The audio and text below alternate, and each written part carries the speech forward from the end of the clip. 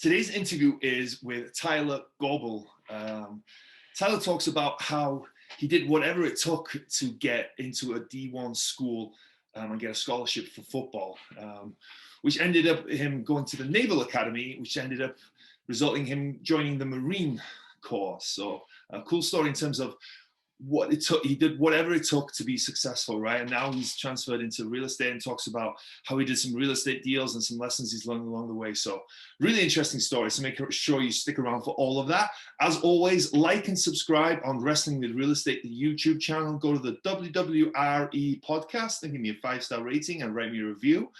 It really does help build this platform. And I'm looking to speak to as many of you as possible. If you're interested in real estate in whatever capacity that is, I'd love to speak to you, get to know you, see if there's any way whatsoever I can help you. So go to the link in the description down below or go to wrestlingwithrealestate.com and sign up there. But before all that, stick around for this awesome interview with Tyler Goble.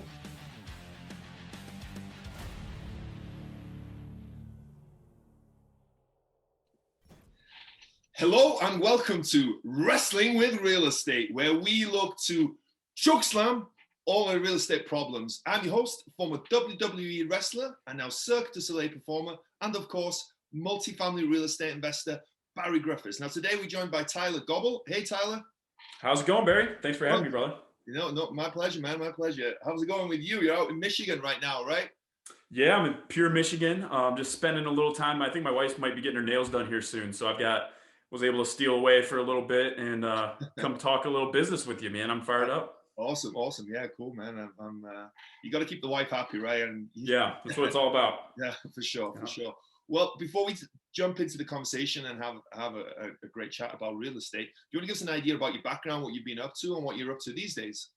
Yeah, so I'm originally from Plymouth, Michigan. It's right outside. If you know where Ann Arbor and Detroit are, it's like right in the middle of those two major cities in Michigan. And so grew up there. I actually grew up playing sports. So what got me to college is I actually played football at the Naval Academy. So we had a rough year this year. I don't know if you follow American football or anything like that, but we had a rough year, but we're gonna come back stronger next year. But my journey to get there was pretty much how I've done most things in my life. I called every single school in the world. And when I say like every school, like I called every Division I program in the United States and sent them my film and was knocking on doors. Like there was more than one program where I was like wandering around their offices and found a coach and said, "Hey, can you look at this?" So awesome. Really beat down a lot of doors to try and play college football at the next level, and was fortunate enough to get to go play at the Naval Academy in Annapolis, Maryland. So played 4 years of football there, and it's a military academy. So after you graduate from there, you go and serve in the United States military. So I'm still currently an active duty Marine. Went into the Marine Corps out of the Naval Academy, which is something that people get really confused by. They hear Naval Academy and they think ship immediately, right? And so what's, I guess, a pretty known fact to people who know about the Academy, but not known to the general public, is about 25% of us go into the Marine Corps after commissioning. So was fortunate enough to be allowed to join the Marine Corps. From there, I was also fortunate enough to get to serve as an infantry officer. So that was my day job. About a year ago, I was still a platoon commander, which is being in charge of about 50 or so guys. And then I was a company executive officer, which is in charge of about 150 to 200 guys, second in command of the company. And from there, that took up the first 4 years of my Marine Corps career. And now I'm currently getting my master's degree in operations research out at the Naval Postgraduate School. And what that degree is basically a very fancy way to say I know how to do math, and I know about statistics. So my follow-on job for our beloved Corps is going to be most likely in Quantico, Virginia, doing statistical analysis, data analysis for headquarters Marine Corps. So that's my day job. And then all through my Marine Corps life, I'm sure we'll talk a little bit more about some stuff, but I've been investing in real estate. So we actually just decided this past fall to open up our own family business and make investing kind of more of a, really it's a business at this point. It's our exit strategy from the Marine Corps is to go full-time into investing in real estate. So but yeah, that's me in a nutshell as far as that goes. Cool. Yeah, I'll ask you about the real estate stuff in a second, but there's a lot of other interesting stuff there. So when you were, for one, I love how you said that you were calling everyone and doing whatever it takes, right? And like I said, it's a lot on this show, but like the successful people, you hear patterns all the time, right? You hear certain things that they say, and that like you weren't going to take no for an answer, right? You were going to do whatever it took, and you were going to, it's like people that say, "Oh, I can't get a loan on this," right? Well, how many people do you? I called a bank. What, you call 2 banks? No, I called 1 bank. Well, how about calling 10 banks? And then when you get to 10, call 20, right? And it's the same with you, right? You weren't going to take no for an answer. You were going to do whatever it took, and it took you, reaching out to everyone, calling, going to these, even going to them, giving them their tape. Like, that's brilliant. I love that mentality of just doing whatever it takes. But then you eventually ended up in the Naval Academy, right? Did you have aspirations to be in the military before that? Or was it a case of you just wanted to go to any school, so if it meant going to the military after that, you were going to do that? Yeah, so I mean, I started playing football when I was 7. And so there's been a few things in my life that I've been very confident about.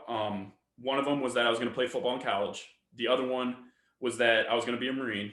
And then the other one was I was going to marry my wife. And then the last and fourth one is that I'm going to do real estate as my life's work.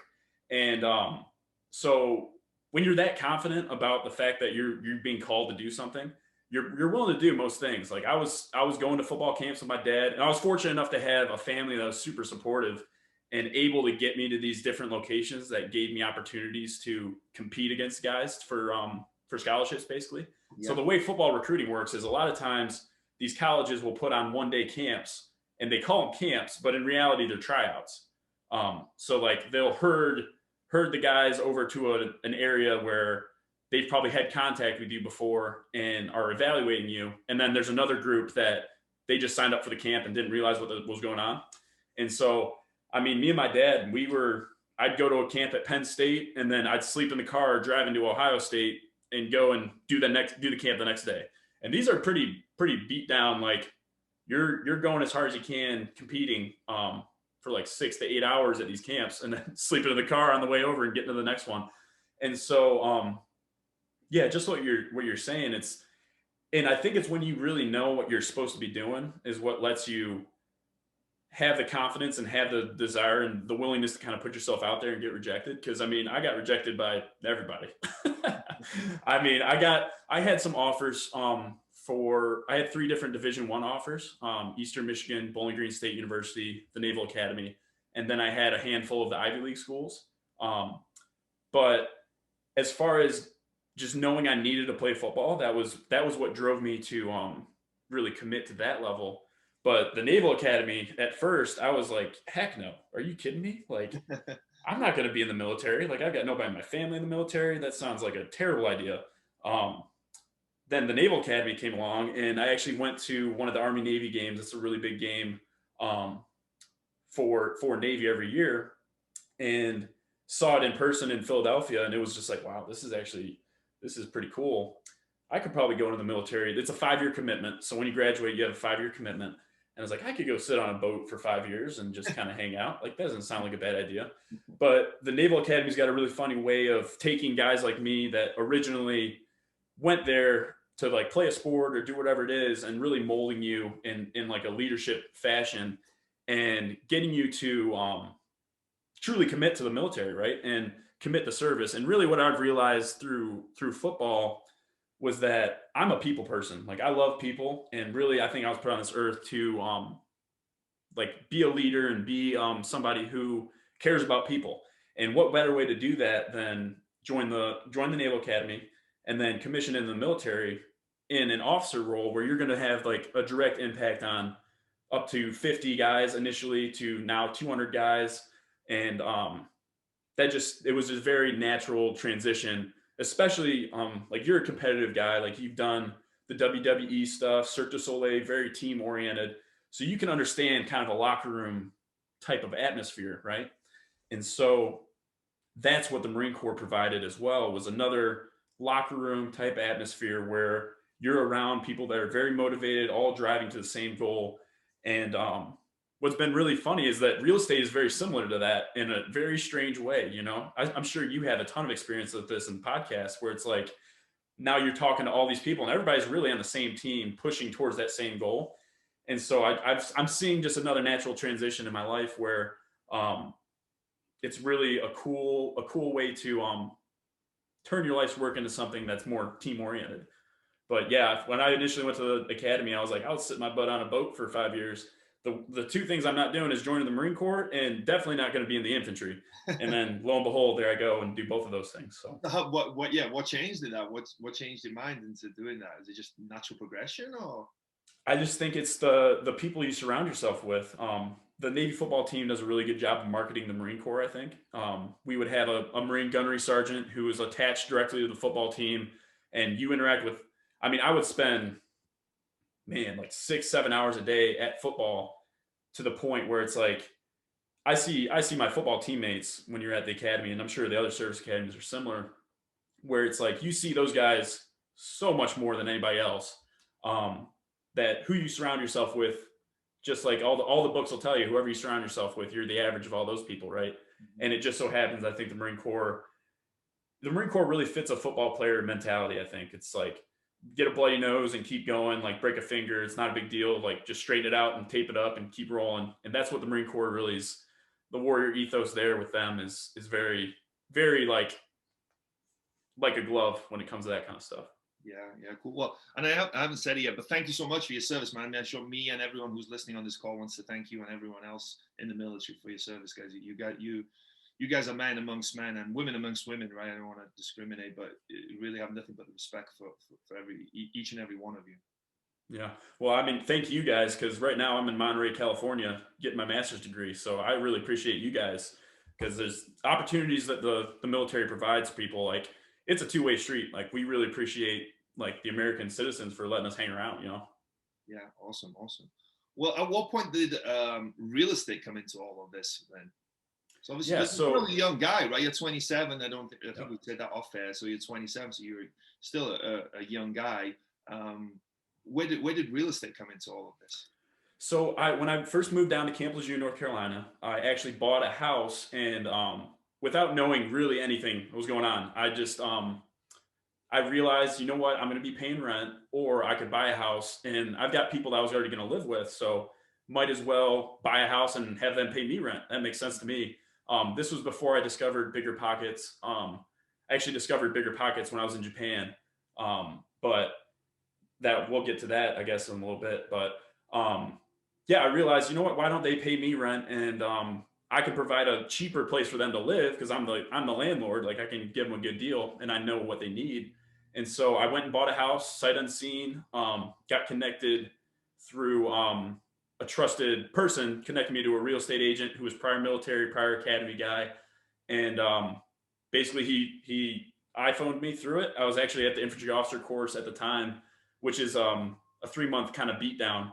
And so I was just on my phone looking at them and okay, yeah, that makes sense. It's this much. Okay, my mortgage will be this much. I know I could rent, like, my mortgage was like $1,600, and I could rent each room out for $425 and really be giving my roommates a really good deal, but still covering my mortgage, because it was a 5-bedroom house. So it was huge in North Carolina.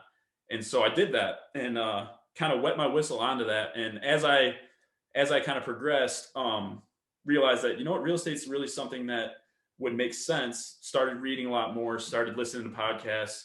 And then I started thinking about getting married. So that's another monkey wrench that'll get thrown into your life plans, right? And so thinking about getting married, and realized, like, I'm not going to be able to live in this house with 4 other guerrillas, right? Like Marine Corps officers. She doesn't want to live in a frat house. So I actually ended up buying a foreclosure in the area, and I was about to close on it. It was actually really fortunate. I was going on deployment to the Philippines and Okinawa, Japan for about 6 months. And so my plan was, I was getting married right when I got back, and the game plan was close on this house. I'll own the house. I'll just eat the mortgage payment.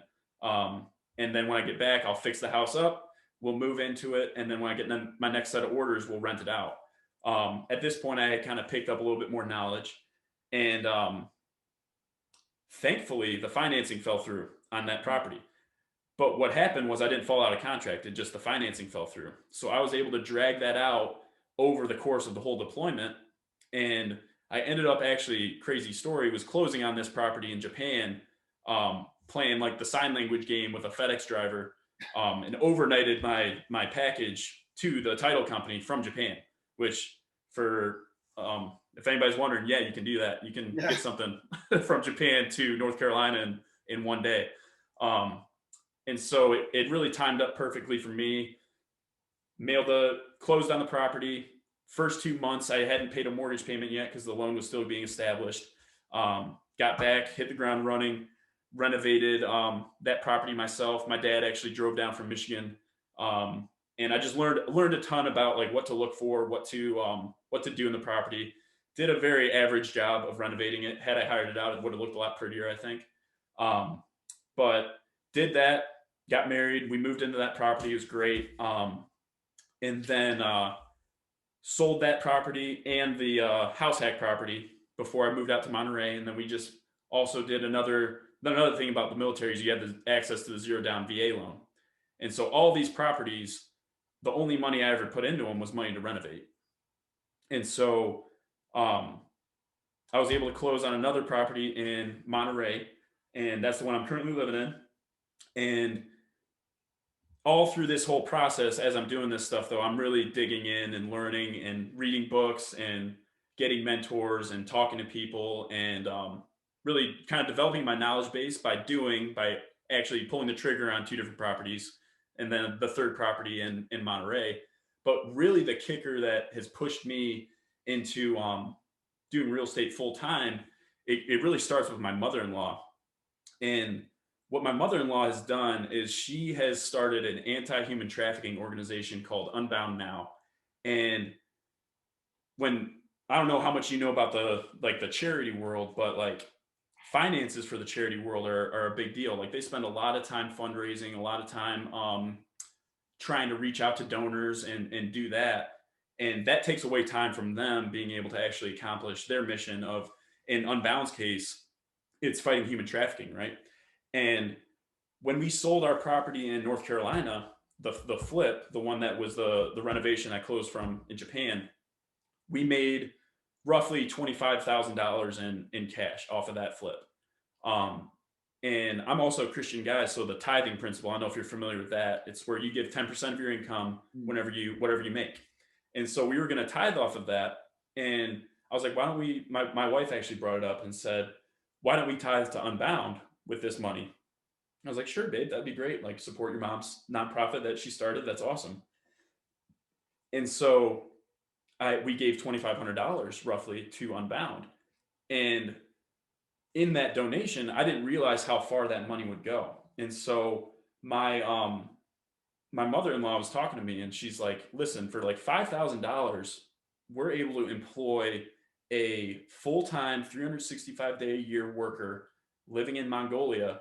And their sole purpose, all they do is sit at the border and snatch people off trains, snatch people off buses that are being sold into slavery for $5,000. Wow. And I'm like, holy cow. And that was the light bulb for me as far as understanding how far the money can go to organizations like Unbound. And to even like talk about that further, for $30,000, their entire Mongolia branch is funded. And they have over 60 employees like in their organization. And so for $60,000, you could fund an entire country for a year that has full-time workers saving people from being sold into slavery.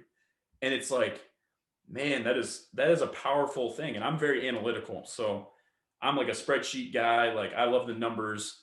And so that really got my wheels churning. And my wife has had firsthand experience with the human trafficking stuff as far as just being out to lunch with my mother-in-law, and she'll get a call and say, hey, we have a victim that we just busted the pimp in like Waco, Texas, which it's happening in the United States, which is insane. You feel like it isn't, but just about everywhere it's going down. And so she gets a call from one of her like counselors and say, hey, can you go get this girl? We need somebody to come get her because we can't right now. We're doing something else. And so my wife has been in the car with my mother-in-law to go pick up a trafficking victim, taking her to lunch, like eating lunch with her, and seeing it firsthand, just how like powerful that really is. And so it's like, man, that is something that I need to be a part of. That's the other thing, right? Where I was talking earlier about the things I'm confident I was supposed to do. I was supposed to play football, I was supposed to join the Marine Corps, supposed to marry my wife, supposed to use real estate really to fund the fight against human trafficking. And so that's really what pushed us into deciding that, you know what, I'm not just going to invest for my own personal gain anymore, because we were getting ready to make some deals and whatnot. But let's take a step back. Let's make this a legitimate business, and let's use this business to leverage, like a beautiful real estate term, right? Leverage the power of nonprofits through our income in real estate and through passive income through real estate, in order to allow them to really focus on their work. Yeah, that's amazing. That's unbelievable. I love that story, and I appreciate you sharing that. I think, real estate can be used, and money, right, can be used for so much good, right? I think so often money gets demonized. Yeah. You know the word I'm trying to exactly. say. Yeah. but it seems as like a bad thing, but it can be used for so much good, right? People will say, I don't need money, right? Well, is there not someone in your family that can use some more money? A sister that is a single mom, or someone, and then you take that further, right? There's nobody in your family. Well, there's plenty of good causes out there that could always use money, and that's just a prime example of how money can really change people's, like $5,000. How many lives has that changed? That $5,000, and $5,000 is a lot of money, but it's not a crazy amount. It's not 5 million. No. It can really make a difference. So that's amazing. For anyone, including myself, right? Where can we find out more? And is there anywhere we can go donate? Yeah. So if you find me on LinkedIn, find me on Instagram. We have our business is called LTG Investments. But the nonprofit, all the links to Unbound are on our website and in our like Instagram and whatnot. But Unbound Now is the name of the organization. So unboundnow.org. And that you can click right there. But if you're unsure of like how to get there, you can go through our website and directly donate to them as well. But the where's I going with that? With Unbound Now, their website is great. You can donate directly to them. You can see the work they're doing. They just opened up a new drop-in center in Dallas-Fort Worth, where it's really interesting. They have these rooms, like, so trafficking victims obviously have been through a lot of trauma, right? And so it's really hard for them to go to a police station and see, like, get put into like what you see on like cops, right? Like interrogation rooms, where it's just cinder block walls, like LED lights and that kind of stuff. And so they have rooms available for victims to go in that aren't like, don't look like that, still have all the capabilities you need to be able to like get information, but they're not intimidating and they're not threatening. They just opened one of those up in Fort Worth. I think Unbound Now is actually in the middle. I think they're about $6,000 away from their goal of raising $100,000 by the end of this year. I think their office in Fort Worth hit their goal. But yeah, I mean, that's the best way to get information is their website. And if you want to just reach out to me and just figure out how you can get more information, like that's also an easy day. Perfect. Yes. Thanks for sharing all that, man. I'm sure a lot of people want to check that out. I know I will, for sure. Going back to that first deal, right? That's interesting. That for most people, their first deal is the most intimidating, right? It's the scariest thing that they do. And once you've done one, you have that proof of concept, and you know how everything goes. So not only did you do your first deal like sight and scene, but you were just like you just kind of bought it you did it sight and scene, right? What gave you the confidence, and what kind of made you like, okay, this isn't as scary as most people make out to be? How did you move forward with that first deal? Well, I'm kind of a person where, I mean, really like my football background, I think, is what helped me with that. I was not obviously a very highly recruited man, right? So I called everybody trying to play somewhere. And so for me, when I got to the Naval Academy, I wasn't like the blue chip recruit to where it was like, you're going to play for sure. Like, we'll let you on the team is what they said to me, basically. And so every day for me was a tryout. So every day was a high pressure, like, make no mistakes. Like, you need to perform today, or you're not going to suit up on Saturday. Like, we're going to suit somebody else up. And so for 4 years, that was my reality, was playing in every single practice. And you practice a lot in football. Every single off-season workout was me trying to claw my way to get on the field.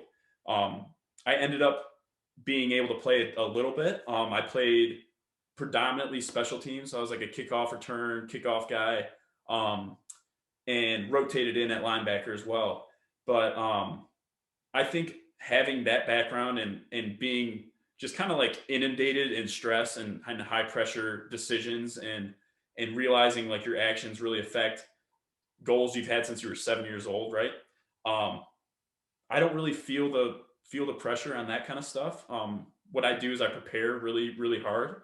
So before I bought that house, I really was like, made sure I had tenants lined up, made sure that the people that I was getting the information from, they knew what they were doing at that point. And so I could trust them. So I had vetted those contacts to the point where I knew I didn't know what I was doing, but I knew that they knew what they were doing, and I could trust that they would point me in the right direction and they wouldn't let me step on a landmine. So for that first deal, it was all understanding like the basics behind it. So buying a single family home like that is not a super complicated transaction, as you know. And I had the support structure around me to be like, hey, Tyler, like, you might want to really rethink this. I think your numbers are going to be way off. So I had people like my father, people like other guys that played on the football team to be able to help me out and really make sure I wasn't going to implode on this thing. And really, it's like one of those things where you learn by doing, right? And so I knew that real estate was something that was really interesting to me. And by stepping out in faith in that and understanding that the worst case scenario happens is I have to pay the mortgage and no one else is living in that house with me. And taking a look at how much your income is, for me, looking at the numbers that way, I was confident that I could survive that worst case scenario and it was going to be okay. The calculus changes though when you have somebody else in the mix, because I was a single guy, right? I was willing to live in a shed if it meant that I was going to like make more money to like better my situation, right? So I think my number crunching is a lot more strict at this point, especially when it comes to working with investors and working with other people's money. So I'm light years more refined than I was when I was buying that. Ironically, Marine Drive was the name of the street. So it was kind of like, okay, maybe this is a sign. But it was the initial push though, it's all about surrounding yourself with people that truly have your best interests at heart and are willing to let you come alongside them and run stuff past them to make sure that you're not just coming up with crazy ideas. Yeah, and that's a great point. Like, it's team, right? You don't have to have all the experience and the understanding yourself, right? And it wasn't like you just like saw a house on Zillow, okay, I'm buying that, right? You, like you said, you understood what your plan was, you understood what you were trying to achieve, and you had people around you that could advise you to kind of reach those goals that you had in mind. So I think that's a good point. But in terms of the team, in terms of a professional team, so you said you had your dad and you had some team members, but in terms of the agent and whoever else you had in terms of that type of team, how did you vet those? How do you find those? Because there's tons of agents out there, but to find the good ones, the ones that are going to help you with something like this, is always easy, right? So how did you build that team? So it's all referral based. It's all connections and all from people that you trust. So initially, those people were contacts that in the alumni network from Navy football that I shot an email out to. We have a really strong alumni presence, and so that was how I did it. And he recommended an agent who I then called, talked to him on the phone, helped that he was also a Marine, so I knew that he had some level of integrity, right? Yeah. And then I also got a contractor, because I ended up putting 2 full bathrooms into that house. It was a 3,200 square foot, 5-bedroom, 5.5 bath house by the time I was done with it, which was actually a mistake. I let kind of like emotions of like me wanting to provide a really, really good product for tenants get in the way of like what the bottom line ended up being. And so each of those rooms was a master suite. So everyone had their own full bathroom. Everyone had their own. It was great. So living in that house, I actually ended up selling it to a guy that I was renting it to. And ironically, I did the negotiation for that one completely off-site. we were in Bridgeport, California, if you know where that is. It's like the mountains, literally. It's like where the Marine Corps does mountain warfare training. And so me and him sitting like freezing over a cup of coffee, talking about, hey, I'll sell it to you for this. And did all the negotiations while I was on top of a mountain. But that's pretty cool.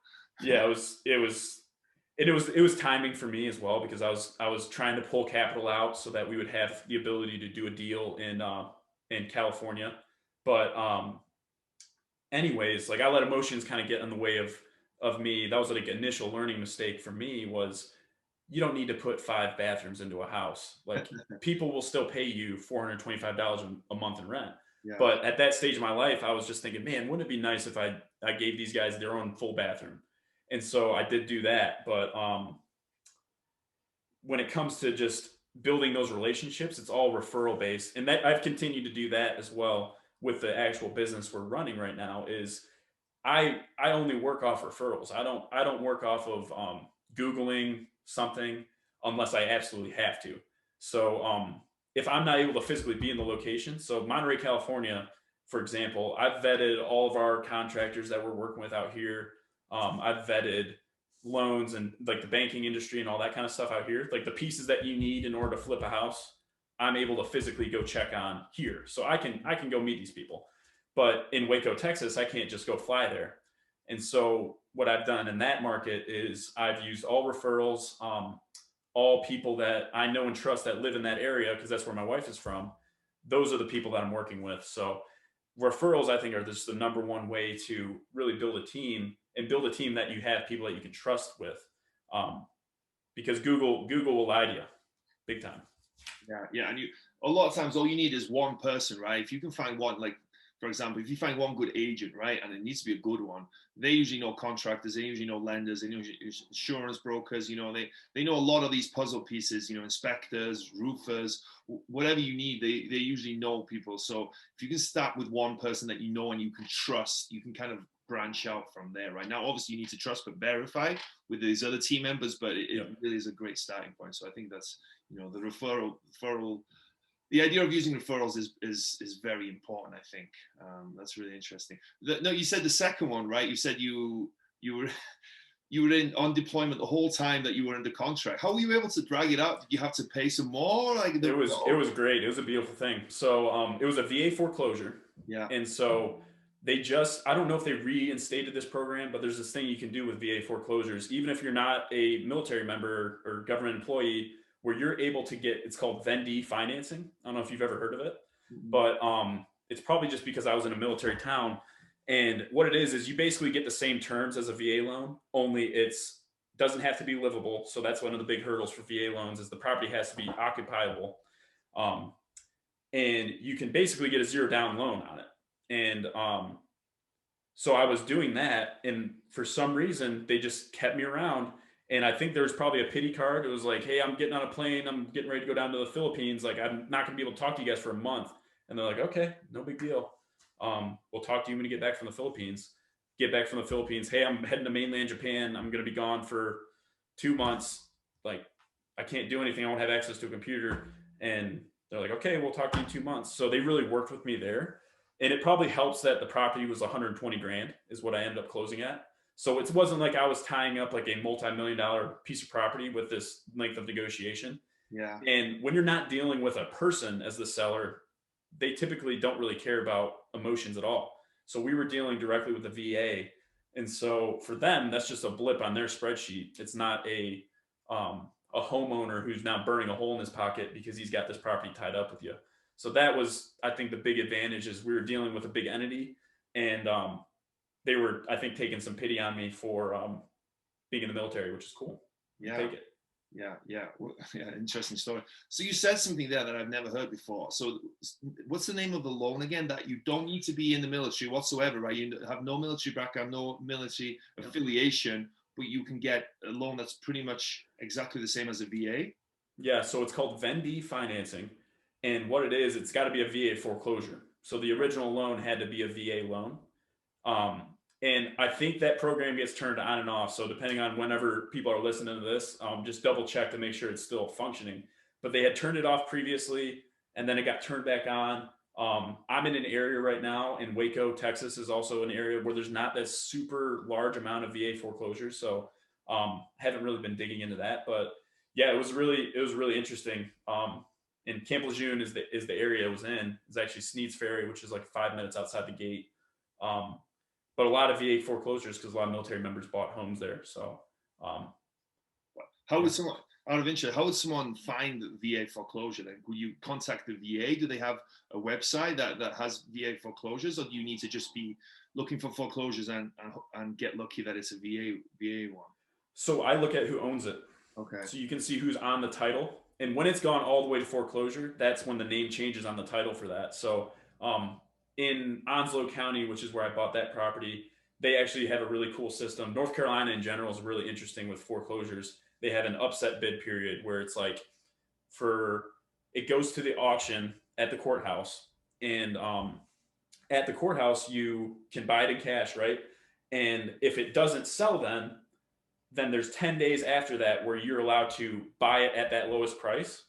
And then whenever somebody owns that bid, there's another 10 days that gets tacked onto the end where anybody can come in and outbid you. Yeah. And so the way you get that spreadsheet, they'll send you a spreadsheet with every foreclosure, pre-foreclosure, as well as current like auction, like when the date of the auction is and how much it's going for. And they'll just email it to you. And so that's how I found that one, or I didn't find that one. That one was on the MLS. But ironically, my next door neighbor, exact same VA foreclosure thing. And I just wasn't sophisticated enough at that time in my life where I could have bought it for $100,000 cash and then stuck a sign in the front yard and sold it for 120. But just didn't quite have the time, the headspace with my job, being in the infantry to really think through how to actually pull that off. And so, I mean, I went as far as I had $5,000 of cash as the deposit and I walked to the courthouse with it. And at the last second I pulled off just because I was like, I don't think I'm going to be able to get the money in time because I basically have about 10 days before I needed to close on it. And work schedule was just so up and down that I just didn't figure it out. But it's a really interesting process in North Carolina. Because just because you bought the house at auction doesn't mean that somebody can't come in and outbid you. Yeah, that could be frustrating, right? You think you've got a winning bid, and someone comes in and steals it from you. So you also said something earlier about that you discovered bigger pockets in Japan, right? Talk a little bit about that, maybe. Yeah, so one of my good buddies, Sean Reaver, he does commercial real estate stuff. Also a Marine. He's actually getting out in May, but he sent me, I think it was like episode 200 or something like that. And when you're on deployment in Japan, there's really not a whole lot to do. Nobody speaks English. You're typically like have more downtime than you do in the States just because now you're no longer commuting to work. You're at work all the time. And so you have a little bit more downtime. And in Japan, you can actually get your driver's license. So I have a Japanese driver's license and I bought a $300 car that I needed to use basically to like drive around the island of Okinawa where I was and go visit like training sites or whatever it was. But I mean, this thing's so small. I'm a pretty big guy. I'm like 6'1", 220. So I'm not small. When I would sit in this thing, the suspension would sink to the ground. And so this thing was beat up and I ended up having to drive. And it doesn't go very fast. Like going uphill, you're having to floor it to get it to like somewhat near the speed limit. Yeah. And so I started listening to those podcasts over there and just really absorbing it. Like I had conceptually some of the ideas and I'm a numbers guy in general. So I understood the math behind real estate, but had never really thought about like, hey, I could really do this.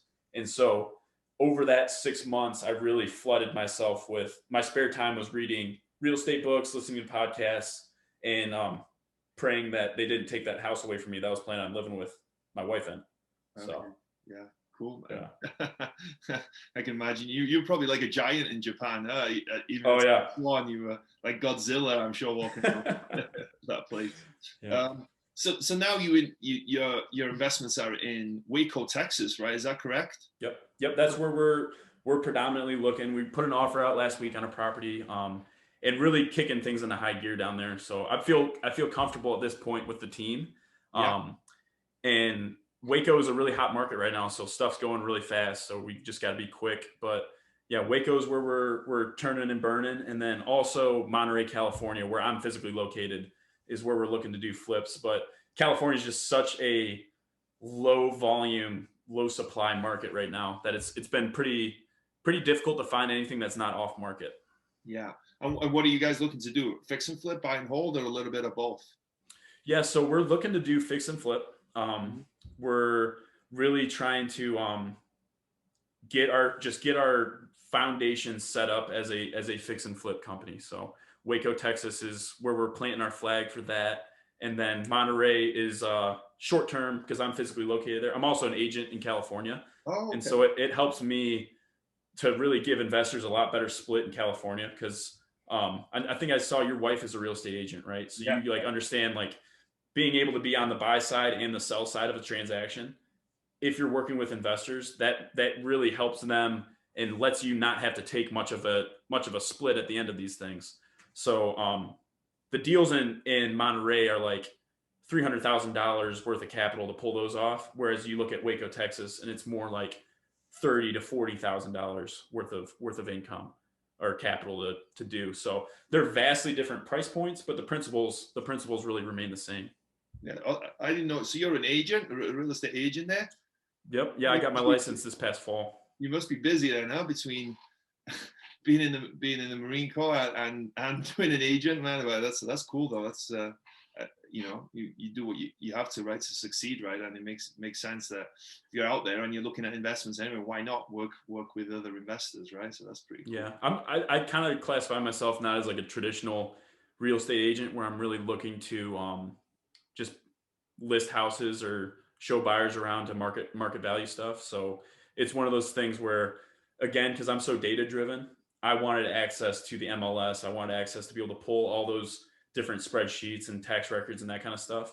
And so that's why I did it. We'll see if it actually pans out to have been worthwhile.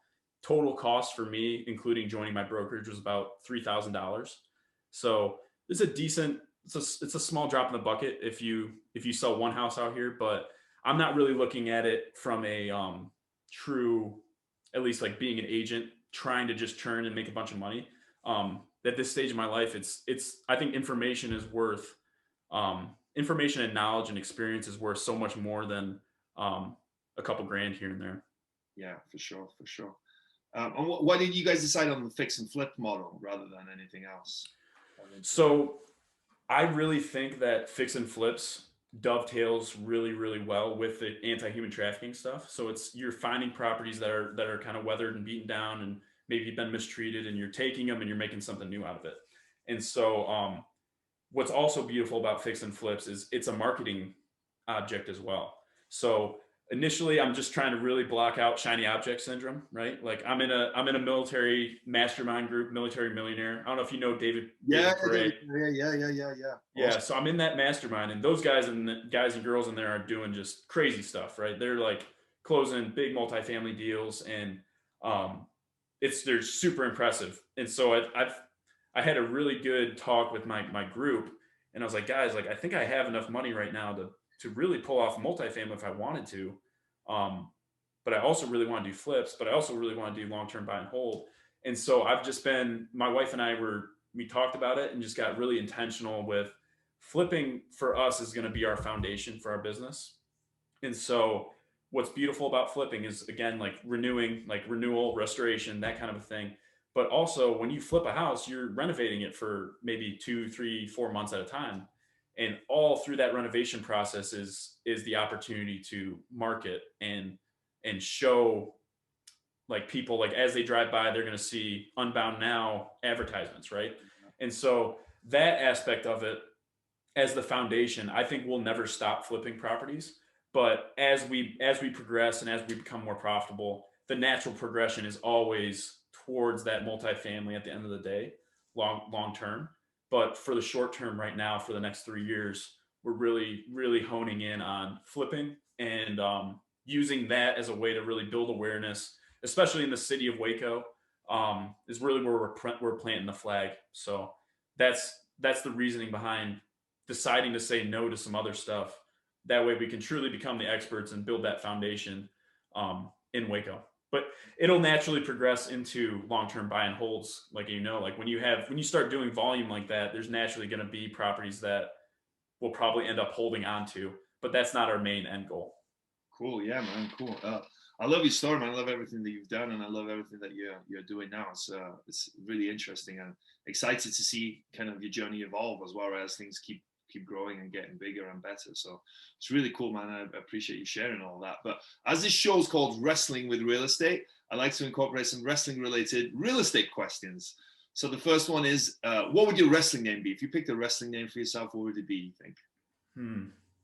So I mentioned how I was kind of just a scrappy guy, half a step too slow, maybe a couple inches too short. And so when I practiced at Navy, I would wear all white all the time. I would wear as much white as I could because on film, it made me look taller, bigger, and faster, and all those things. Right. And so maybe the white flash or something, because I really try and find that the edge, And so maybe the white flash. People, my teammates, if they ever get a hold of this thing, are gonna laugh because they definitely remember me just trying to look a little bit faster and just not really ever looking that much faster. How did you figure that out? Did someone tell you that white makes you look fat, or did you just notice from wearing certain things? I just assumed. Oh. Yeah. I got called out on it finally my senior year. He's like, Goble, what are you doing? I'm like, why are you wearing all white? Like, I think my position coach. I was like, Coach, I'll be honest. Like, I need you to think I'm faster. I am. I'm just trying to figure out a way to get on the field. That's awesome. I love that. But that's also shows your intention and your desire, right, to do whatever it took again to be successful. So I love that. Every wrestler has a special move, right? It's when they hit that move in the match is over because it's their biggest strength. It's what they're really, really good at. What is your special move in real estate, you think? I think it's just connecting with people. I genuinely do love people. And I think there's a lot of real estate investors, especially people that want to work with other people's money, that say they love people, but in reality, they just love money. For me, it's like, I really do genuinely like this. The conversation we're getting to have right now is why I love doing real estate. Because you and I, like Cirque du Soleil and Marine Corps, like, when would that ever end up happening, right? But because real estate has brought us together, I think something to do with like the human connection and genuinely actually caring about people, vice just inflating a bottom line. Yeah. And I think that's the important part there, right? It's one thing to make connections, make relationships, and grow your network, right? But having that genuine interest in people and having that genuine fascination with creating those relationships is huge, I think, because that's what really grows your network, because it's coming from a genuine standpoint rather than, hey, I need to do this, so I'm going to do it because I was told I need to do it. So I love that. What's been the biggest body slam you've taken in your real estate investing career? Man, money got tight for a second. So I sold both those properties at the same time, and I sold them both at the same time when I was on top of that mountain. And so I had just gotten married. I had just bought a ring. I had just bought a new car. We had just bought and renovated that house. We had just paid for the honeymoon. We had just paid for the wedding, all within a 12-month span, right? And so we had really pushed our chips in on that flip to, we were counting on that to really work. And thankfully, I was way too conservative in my numbers. And originally, I thought I'd be able to sell it for about 160 and ended up selling it for 184.5 or 184.9. And so we doubled our investment. And ironically, it's funny how stuff like that works out, right? That paid for everything. Like that was we basically, in that one thing, we put about 20 grand into the flip and walked away with 25K. We walked away with 46,000. So about 25K of profit. Mm-hmm. That's about how much we had to spend on certain things. So it didn't completely wipe out the wedding costs and everything, but it was like a breath of fresh air. But before that happened, also COVID hit, right? So March timeframe, we closed in June on the flip. Thankfully, we had closed in the larger house earlier than that. But that time period, because it was a contingency on the purchase of the house we're in California right now, which is too long of a story to talk about that one, but it's been a great investment for us at this point. And that was like, this could really go south and be pretty painful. But luckily we survived it and ended up being a great deal for us. Good. Yeah, I'm glad it all worked out. So was there a moment that you were standing on the top rope getting ready to jump, but you were too scared? What was it, and how did you overcome it? I think it was launching and officially deciding to truly put our chips in and go public with what we're doing with investing in real estate and stuff like that. Because there's all sorts of imposter syndrome. There's people that will be like, well, who are you to do this? And even if they don't say that, sometimes those thoughts get in your head anyways, right? And so I think right before we truly decided to like push our chips in and say, you know what, we're going to do this and this is going to be our life's work. That was the moment that was like, ooh, I don't know. I don't know if we can really do this, but we jumped and so far it's been incredible. So I've been very, very, very blessed initially here, and we're really excited for what the future holds. Awesome. Yeah, man. Cool. Well, look, like I said, man, I love your story. Love everything you're doing, man. And, you know, the charity aspect of things as well, just, you know, as the icing on the cake, right, makes it even more powerful, I think. So I really appreciate that. Before we end this call, do you want to give people an idea where, if they want to reach out and get a hold of you, if they want to find out more about what you've got going on? And again, please plug the charity as well, please. Yeah, and I would say if you guys, the thing I love about the charity model is it's applicable for anybody. Anybody can do it. It's not something that's like proprietary, to where if you have a passion, like, first of all, I challenge you, if you have a passion for anything and you're not donating your money to it, like I think you're wrong. So just throwing the gauntlet down. I think we, especially as real estate investors, have the ability to make so much money that really the driving force for our goals are generosity driven. It's like our bottom line is how much money are we able to give away. So Unbound Now, unboundnow.org. That's the organization, anti-human trafficking. My mother-in-law, Susan Peters, she's the founder of it. And they do some awesome work, and they're super efficient with their resources. And so your dollars sent to them, like we talked about earlier, like $5,000 to pay a person for an entire year, like it's a drop in the bucket. So I know we see like celebrities, like, have you seen the Barstool Fund, like what they're doing to save like small businesses? No. Like Barstool Sports, they're like raising tons of money to save small businesses during Corona. And they're like at $8 million or something. And I think it's easy for us to see those kinds of numbers and think, oh, my money can't go, like all I could give is $500. Well, if 5 people give $500, then that's $2,500 and you're paying for half a salary, right, for a year. So I would just encourage you to, if you're not already donating money out of your income to a worthy cause, then I think you need to get your butt in gear and figure out something that makes you passionate that you can help support. So unboundnow.org, that's the name of the charity. If you want to talk to me more about this stuff directly, I'm on Instagram, Tyler Goble 54. Our investment company is LTG, so Lindsay and Tyler Goble Investments, LTG_investments, and that's on Instagram. LinkedIn, I'm on LinkedIn. We're on LinkedIn with LTG, and yeah, that's the best way to get a hold of me. My email is tylergoble54@gmail. So any of those methods, I'll respond right away, and we'll get the thing moving, even if it's just a good idea fairy that you have for something you'd like to get started. Cool. Well, awesome, man. And I'll include all those in the description and the show notes below so that people can check those out. But thank you so much, man. Have an awesome rest of your day, and safe travels back to California. Yeah, I appreciate you, Barry. Thanks for the opportunity, brother. Absolutely, man.